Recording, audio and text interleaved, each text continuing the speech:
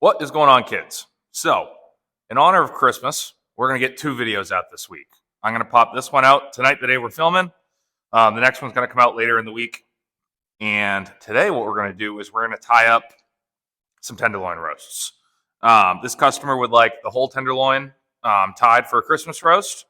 So, we're just going to do a quick video, break this out, break it down, get it tied up, make it look pretty.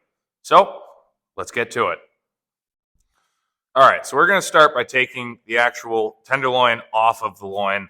I'm going to go through and trim off the rest of this leaf fat that didn't get taken off with the flap.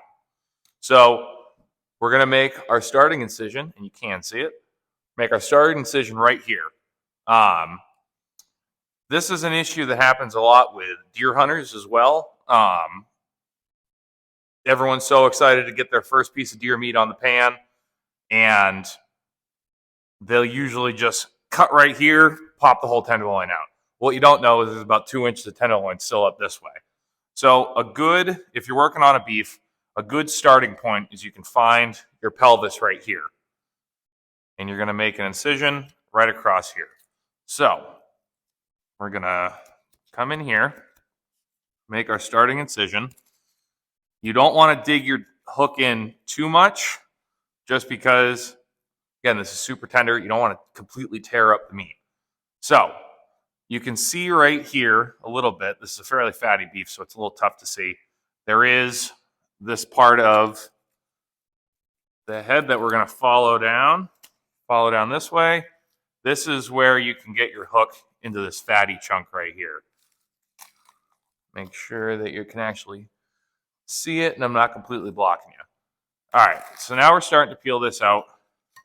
What I like to do, get a hold of it, get it stable, and you're just going to follow this bone down. And you're going to make a full incision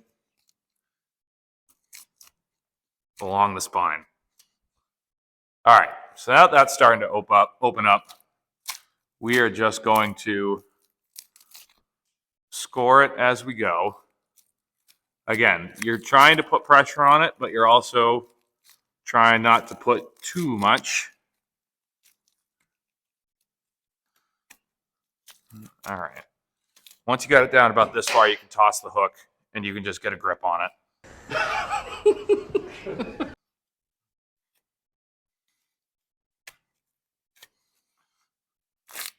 All right. So after that,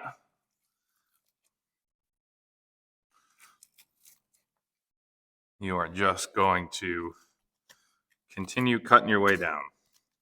Again, giving some pressure and a little bit of leverage on your way down. You don't want to pull too hard because you'll be pulling chunks of meat off as well. You want to make sure you got as much tenderloin on the whole primal as you can. All right, let's over to the bench.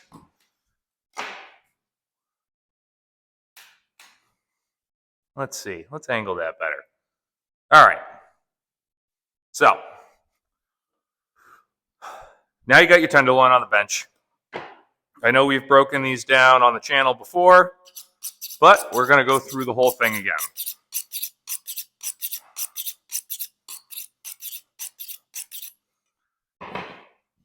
All right. So I like to start with the head of it facing this way and the tail towards me, and just start taking off all this extra fat.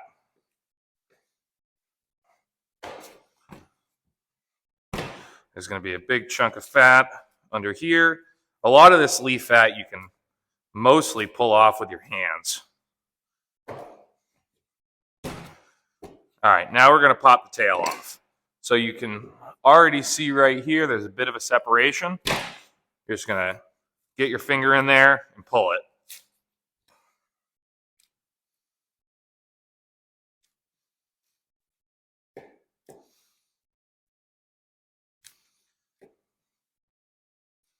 All right, so Go ahead, toss that aside for a minute. We'll handle that at the end. So now we're going to come around. We're going to clean up the front of this.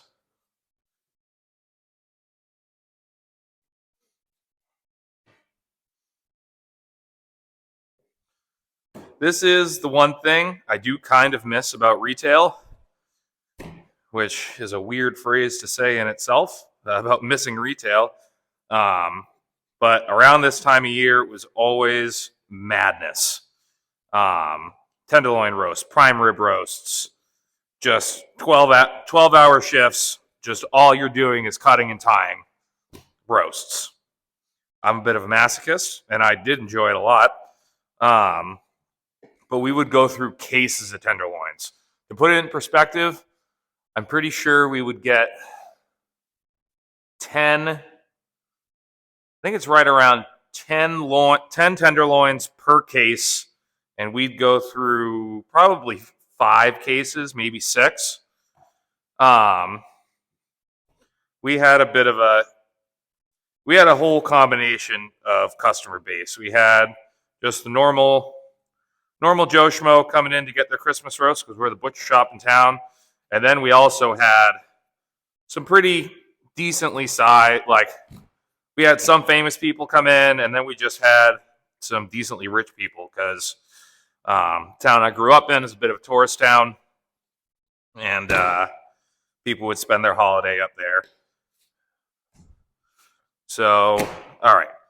So now the major fat is off of this. So now we're going to go through and get the silver skin. We're going to start down here. You guys have seen me do this a dozen times, and we're just going to work that fat out, work off that silver skin.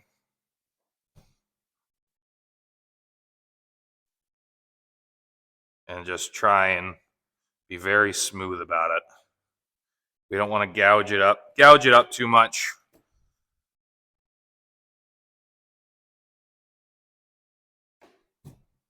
Come over on this side, do the same thing.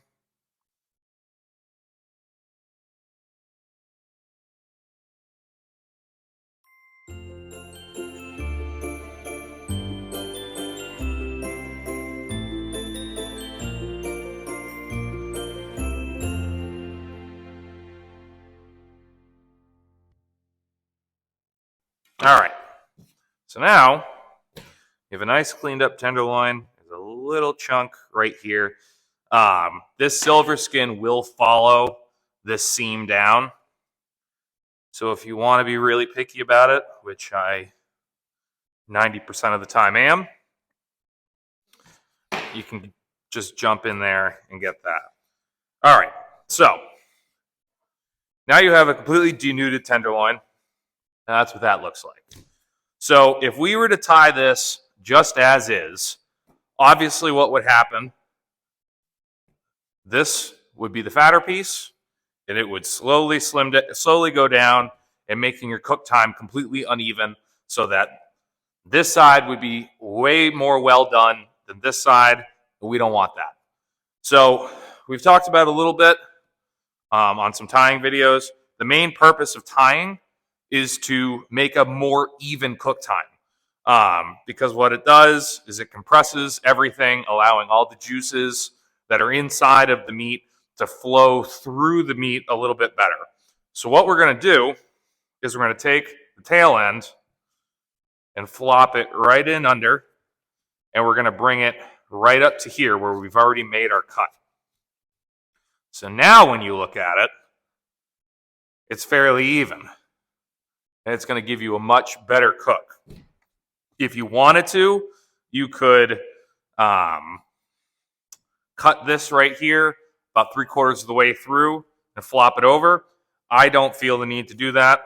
I would do it if it was like a steak, because that makes that look a little bit nicer. So what we're going to do now is get our tie going. Now, I almost exclusively do the continuous tie on tenderloin roasts, mostly because I just think it looks nice. if you're spending the money, if you're going out to a retail store and spending the money on a tenderloin, you kind of want it to look nice. So we're gonna get our first tie in. Again, you want it to be nice and tight, but you don't want to yard on it. This is so tender that if you yard on this twine will cut right through. So we got a good, nice tie there. And we're just going to keep it going.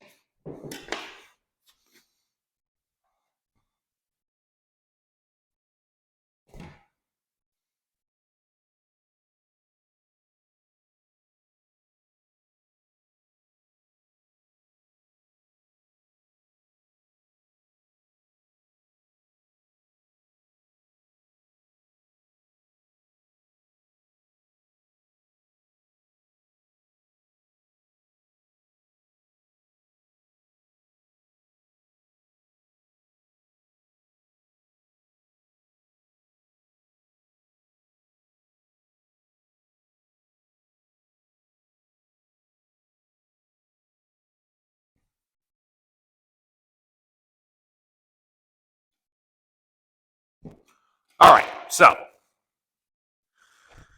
now we have our roast tied up. As you can see, it's nice and even. This is going to be a good hearty roast. This roast is probably about 4-ish pounds. I have a scale right here. I don't know why I am questioning it. I have the tools. Let's use them.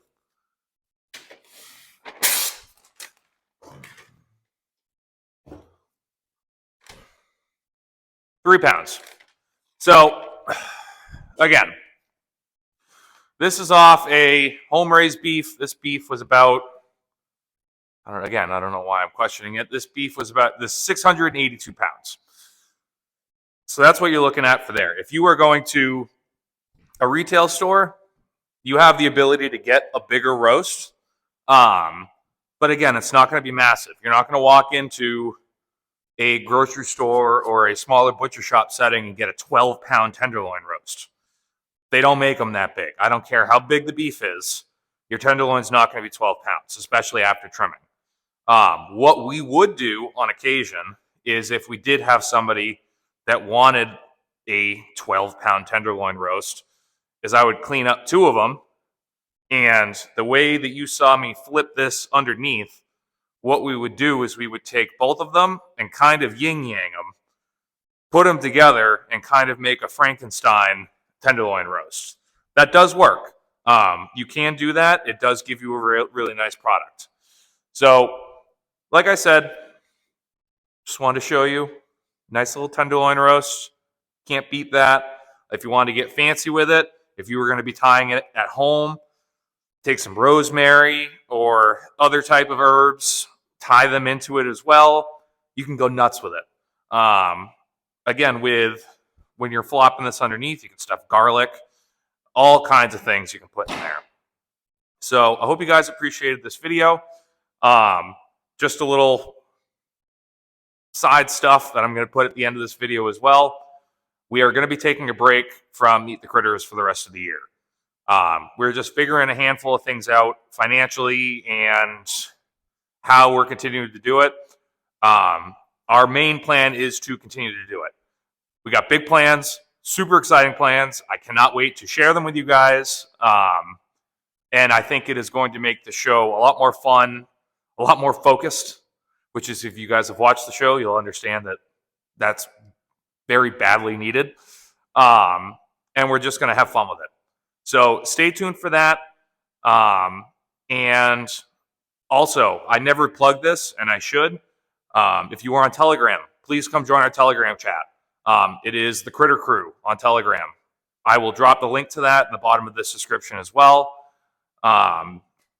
we have a lot of fun in there. We have I think we are up to about 25 or 26 people in there right now. And it's just a good hub for if you're doing home processing and you want to ask a question directly. There's a handful of other butchers in that chat as well that if I'm not able to answer your question right off the bat, they can jump in. A ton of other people raising livestock that, again, if you have questions, medical issues, things like that, and you just need a good sounding board for what's going on, you can toss it in there, and more than likely someone either knows or can toss or knows someone who does know. And then last thing, if you are in the northern to central New Hampshire area and you need animals processed, I'm here. We are the Body Shop 603. You can find us on Facebook. We do not have a website yet. I need to work on that as well. But again, you can find me on Facebook it is the Body Shop 603. I will also put the link to that in the description as well. And again, you can also just reach out to me in the Telegram group. I don't know why I'm stuttering. I don't know. You can reach out to me there as well, and we can get you figured out. So I hope you all enjoyed this video. I hope you guys have an amazing Christmas, and we will see what happens going into the first of the year.